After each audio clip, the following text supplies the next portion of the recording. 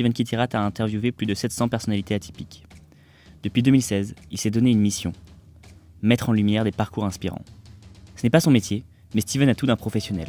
Une longévité rare, une curiosité insatiable et une audace rafraîchissante.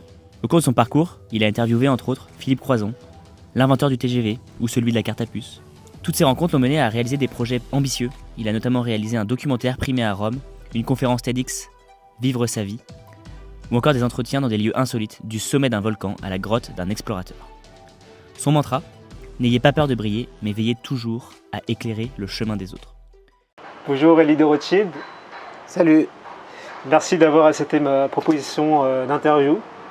C'est un grand plaisir de vous recevoir. Pour moi aussi. Donc vous êtes auteur du livre Le secret des Rothschild, publié aux éditions du Rocher. Vous êtes une personnalité aux multiples facettes, à la fois comédien, journaliste et membre de la famille célèbre de la dynastie bancaire Rothschild. Vous avez créé des liens étroits avec la sphère de l'art, de la diplomatie et de l'industrie. Pour commencer, à quelle date exacte Mayer Amschel Rothschild a-t-il changé son nom de famille de Bauer à Rothschild et quelle est la signification de ce nom? Alors, la date de naissance de Mayer Amschel, on la connaît, 1744. Pour le reste, on ne sait pas. On peut tout imaginer.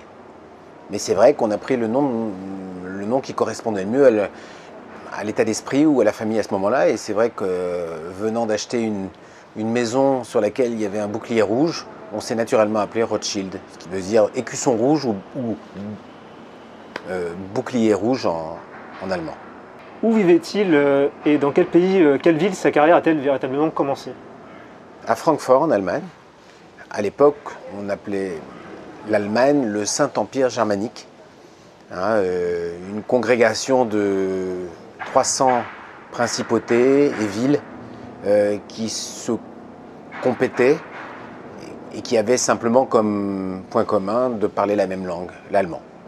Quel est selon vous le véritable héritage laissé par Mayer Amschel Rothschild au-delà de la fortune? Le bon sens et l'éducation, qu'on se transmet de génération en génération depuis cette date. Alors j'espère avoir moi aussi hérité de ces qualités, ce qui n'est pas évident. Il paraît que certaines qualités passent une génération ou deux. C'est les autres qui peuvent en parler à mon propos. Alors parmi les valeurs transmises de génération en génération dans votre famille, y en a-t-il une que vous jugez dépassée ou inadaptée au XXIe siècle? Non. Non, vous savez, en regardant à droite et à gauche et en étudiant les archives notamment, depuis le Moyen-Âge, on s'aperçoit que l'être humain n'a pas changé d'un millimètre. Sauf que maintenant, il y a le Wi-Fi en plus. C'est tout. Pour le reste, imaginez l'être humain d'aujourd'hui, c'est exactement le même qu'on trouvait en 1200, en 1300 ou même en l'an 1000. Et ce qui était bien avant est bien aujourd'hui, à tous les niveaux. Alors le nom Rothschild est mondialement reconnu. Ressentez-vous parfois que votre nom prend le pas sur votre individualité? Cela vous a-t-il déjà pesé? Et pour enchaîner la question, ressentez-vous parfois de la solitude ou une forme de frustration liée à un manque de reconnaissance par votre personnalité et votre sensibilité? Oh là là, question difficile. Je ne vais pas me plaindre. Quand je vois ce qui se passe dans la rue, tout autour, quand je vois, très honnêtement, je suis plutôt chanceux. Maintenant, ce nom, je l'utilise quand ça me chante. Et quand je ne veux pas être reconnu, je ne donne pas mon nom.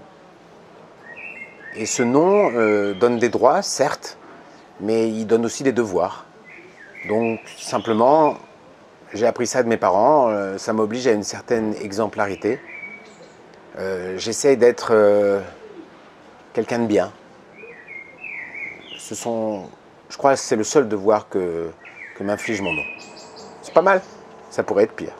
Dans un monde obsédé par la transparence, comment préserver une forme de forme de secret, utile voire noble, comme le suggère le titre du livre? On ne peut pas tout dire. Quel que soit le nom de famille, quels que soient les problèmes, on a tous une part de secret. Nous, on en a, mais vous aussi, j'en suis sûr. Et dans le livre, j'ai révélé un certain nombre de choses, mais peut-être pas tout. Il y a des choses qu'il vaut mieux pas que je dise. D'où est venue l'idée d'écrire ce livre? C'est pas une idée de moi. Un producteur me l'a proposé, un producteur de cinéma, pour faire une série sur les Rothschild. Une série de fiction du genre The Crown, qui parlerait de toute l'histoire de la famille. Et puis comme j'ai aucune personnalité, j'ai accepté. Et puis 2 ans après, c'est devenu un livre. Et j'ai mis dedans tout ce dont je me souviens des questions que les gens se posent. Car c'est toujours les mêmes questions qu'on me pose depuis que j'ai 10 ans. Comment tout a commencé? Comment peu à peu grimper les échelons et partir de presque zéro pour devenir ce qu'on est devenu?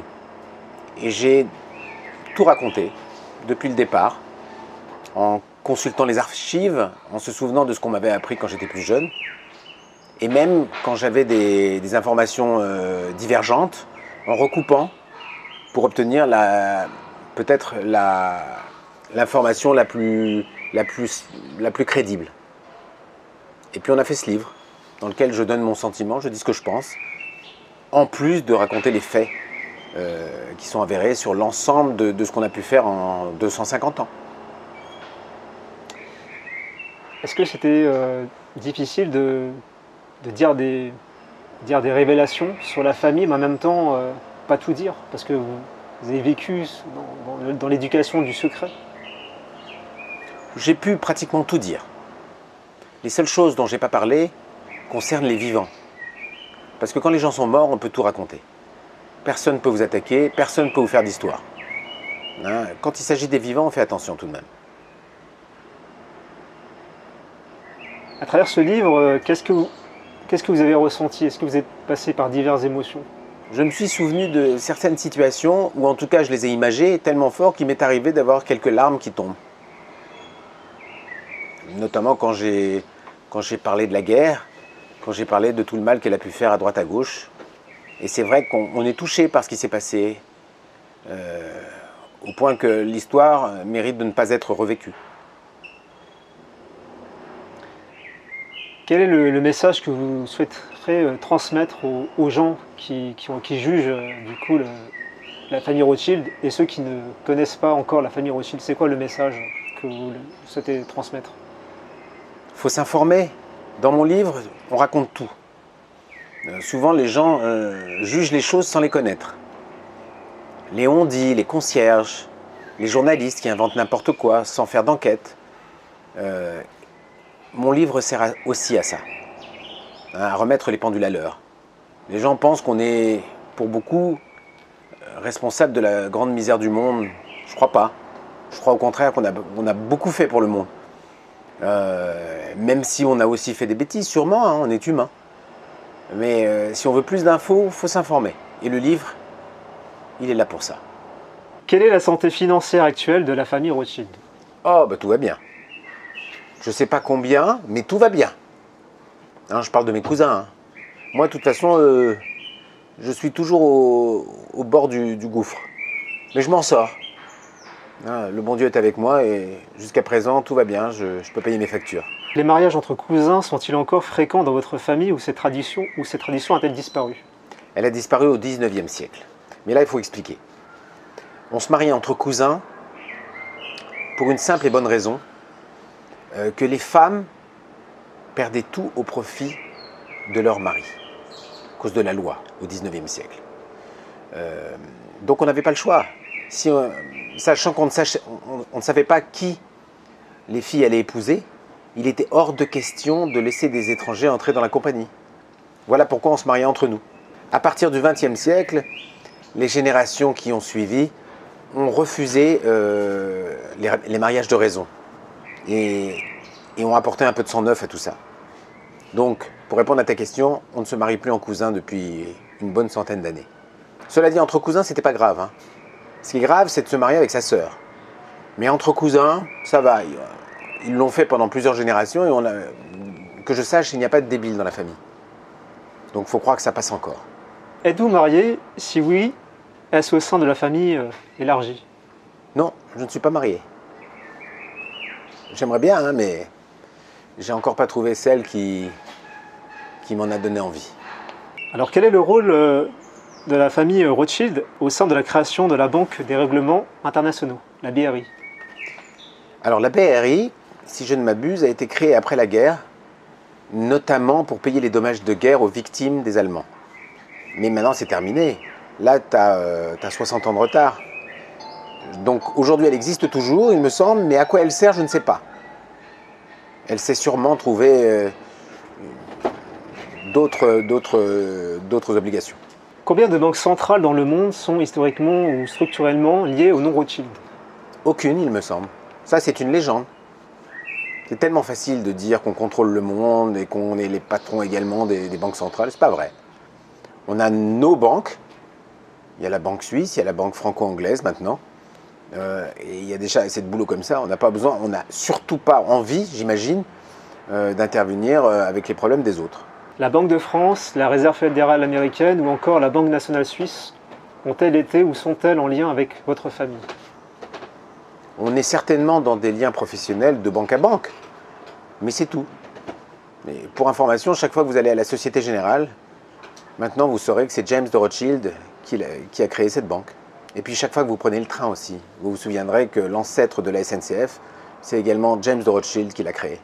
Puis quand vous achetez de la moutarde Maille, il n'y a que Maille qui maille. Ça appartenait à Henri de Rothschild. Existe-t-il encore aujourd'hui un lien particulier entre la famille Rothschild et la famille Rockefeller? Si oui, de quelle nature? Pas au courant. On s'est peut-être rencontrés à une bar mitzvah, hein, est-ce que je sais moi. Mais jusqu'à présent, Rockefeller ne connaît pas. On n'est pas aux États-Unis. Rockefeller, c'est américain. Et jusqu'à preuve du contraire, ils sont même peut-être pas venus en Europe.